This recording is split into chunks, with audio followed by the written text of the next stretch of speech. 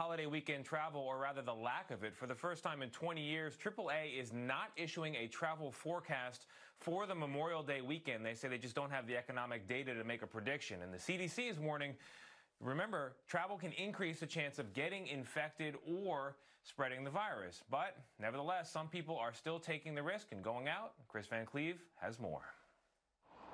The great, or perhaps not so great, Memorial Day getaway has started. Airlines report a bump in bookings, but Americans still expects to be down about 80% from last year. If it had been a month ago or 2 months ago, I wouldn't have done anything. After being home since March 19th, Thomas Bowman is flying from Chicago to Fort Lauderdale to see friends. At some point, we're going to have to go back to life, however defined, and I thought this was a reasonable step. They've been isolated. I've been isolated. But a recent Harris poll found 95% of Americans say because of the coronavirus, Memorial Day is too soon to take a trip.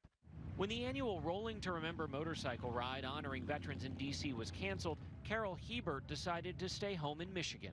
We're really looking forward to taking and riding it there, but because of everything that's going on, we can't. For the first time in 20 years, AAA did not offer a Memorial Day travel forecast, but expects fewer people to hit the road than the record low of 31 million back in 2009.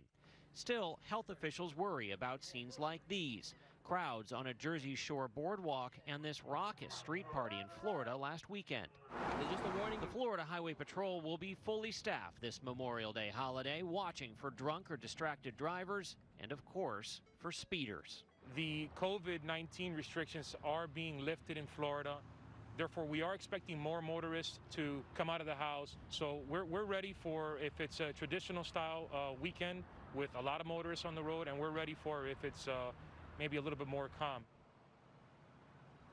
Chesapeake Bay Bridge back behind us is really the gateway to Maryland's now reopened beaches, and in a typical year you would see traffic build throughout the day. AAA says if you are going to travel for Memorial Day weekend, do your homework, know what's open, and know about whatever state rules are still in effect. For example, neighboring Delaware still requires visitors to self-quarantine for 14 days. Gail? Kris, thank you very much.